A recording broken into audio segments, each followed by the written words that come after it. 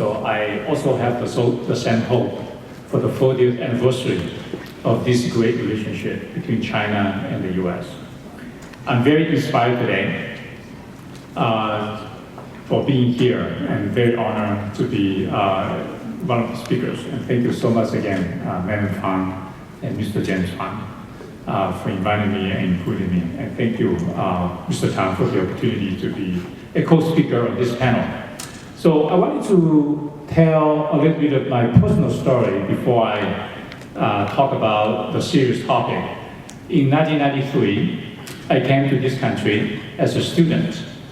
My first stop in the US was San Francisco International Airport.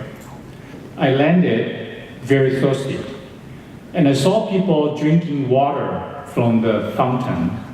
I was aghast. How would people drink, we call it 生水, raw water? You know, they would have diarrhea. So I went out there to drink the same fashion. So I searched for some water. And that was before the days of, you know, the coffee shop, you know, Peace Coffee, Starbucks. We did not have that back in 1993. So I went to one of the coffee shop. It says coffee shop. And I look at the menu. It's all kind of coffees. And I just order coffee.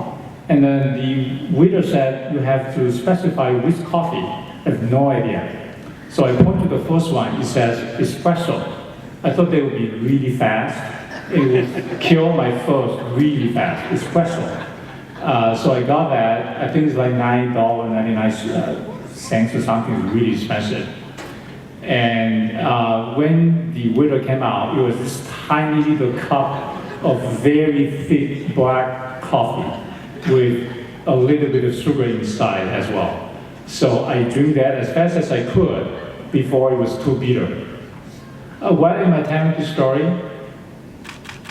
You know, I'm the beneficiary of this amazing relationship, what our Lieutenant Governor Kanolakis described as the great people's relationship. My life has fundamentally changed because of this relationship. And from somebody who did not even know what espresso meant to somebody practicing in a law firm of 2,000 lawyers, spanning from the United States to Asia to Europe. So I'm very thankful. And I just hope that for the next 40 years, a lot of people, especially our next generation, including my daughter in the audience, will continue to enjoy this amazing relationship. Now, I wanted to quote a few things as well. The speakers today, I think the common word they use today has been collaboration, cooperation, win-win. I think those are the common words. And specifically, Ambassador Wang said, our two countries are complementary of each other in the pursuit of greater purpose of humanity. I thought that is beautifully said. And then Lieutenant Governor Kanolakis said, our two nations, the friendship, the relationship, the cooperation are inextricably linked, and nobody can set us apart. And then Senator Jerry Hill gave amazing analogies to our two countries' relationship. He basically said that being in the cradle of creativity, being Silicon Valley, a few miles away you see Google and Baidu, and then you see Electronic Arts and Tencent, and then you see eBay, Alibaba, and JD.com. Beautiful. We compete. And as Senator Hill said, competition is a way of life in technology. And competition does not necessarily lead to adversary or conflict. Competition leads to collaboration and win-win. So, and then I wanted to quote somebody from yesterday, and obviously everybody knows who wrote this yesterday. It says, our great American companies are hereby ordered to immediately start looking for an alternative to China including bringing your companies home and making your products in the United States. Everybody knows who wrote this yesterday, right? Our president, Donald Trump. And that's in reaction to the Chinese announcement of $75 billion worth of American goods being subject to anywhere between 5 to 10% additional tariff in retaliation of the earlier announcement by President Trump that he would like to impose 10% additional tariff on the $300 billion goods from China that were not subject to the current tariff. And everybody knows the stock market yesterday dropped 600 points.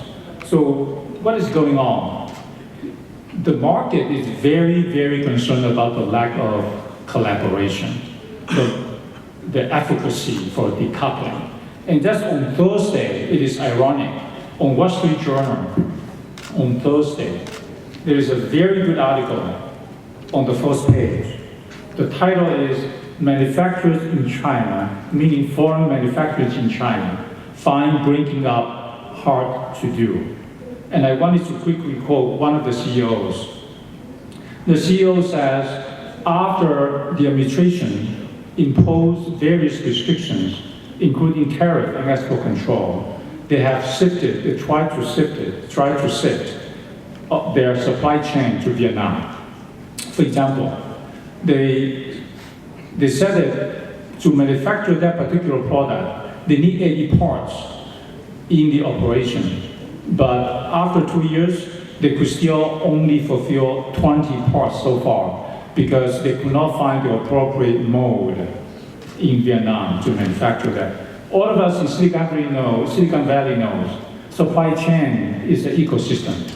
For example, in semiconductor, you need all kinds of different parts, all kinds of processing, all kinds of vendors nearby, at least within the same country, within the same ecosystem, so that efficiency can drive production, drive efficiency, and reduce price, benefiting innovation as well as consumers. And so I wanted to set this stage for my PowerPoint. My PowerPoint had to do with the reality of the back and forth between the two countries, primarily, frankly, in terms of the US acquisition of Chinese government in the R&D arena. So let's look at state sponsorship of R&D in the United States versus China. One of the chief complaints from the US government against China is that China has spent too much money in R&D expenditure, supporting Chinese companies with R&D. When you look at the chart, yes, China 2007, about 12 years ago, was way below, only $27 billion versus the US, $141 billion. But today, China is still lagging behind the blue line, which is the United States. What does that mean? Yeah, China is catching up in terms of government expenditure on R&D, but the United States is still leading. And as somebody said today, I believe is our governor, our Lieutenant Governor, Kanalakis, saying that the United States is still leading the world in terms of defense expenditure, like 9 countries combined, way ahead of 9 countries behind the United States. In government funding for R&D, I'm not saying that this is wrong. I'm just saying that for some fundamental R&Ds, government expenditure is still very important. Silicon Valley was created because of government expenditure. Because of defense NAPABA expenditure, Silicon Valley was born. And private companies simply will not have the money to take the risk of some very unknown, unpredictable technologies.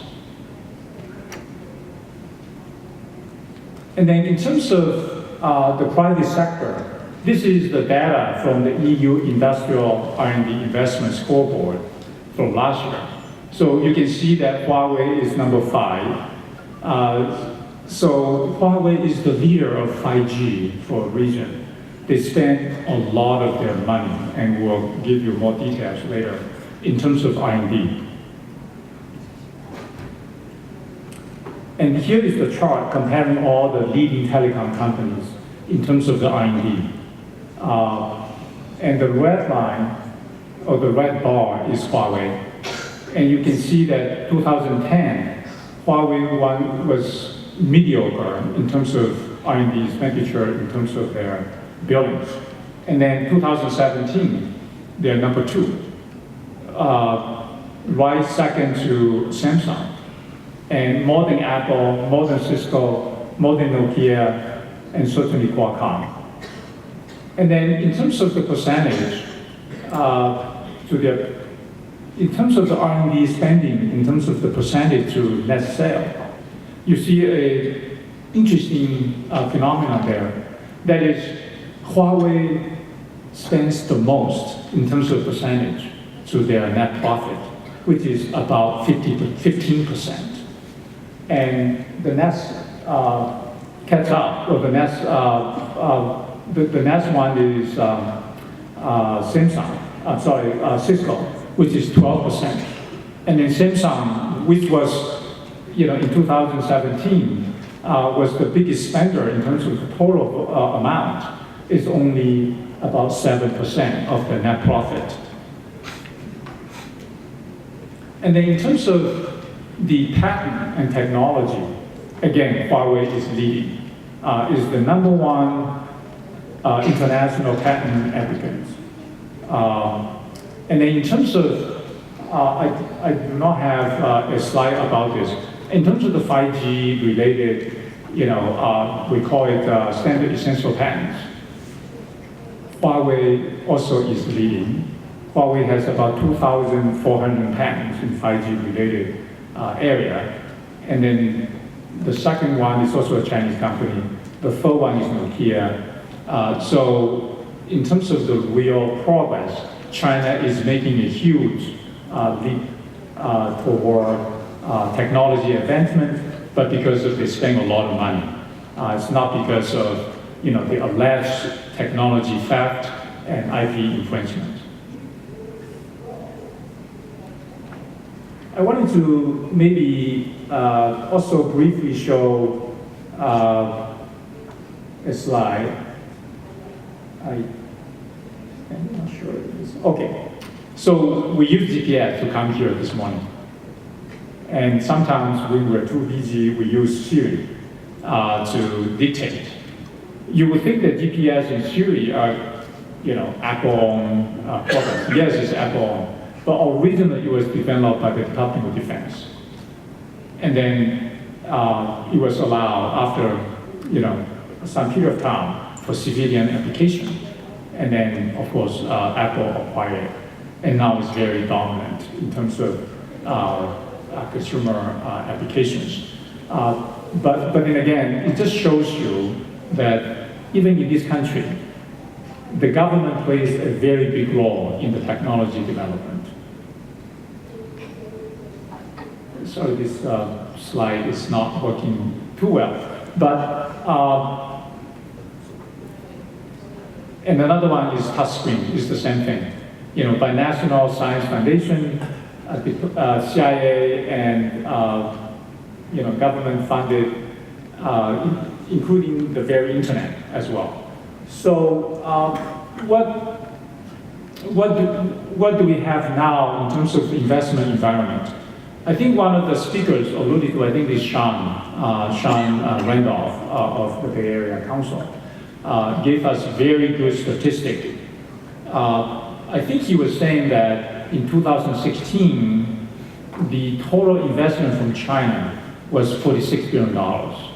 And then in 2018, it was barely, not even $5 billion. I think it's $4.6 billion. And the number is going to drop significantly.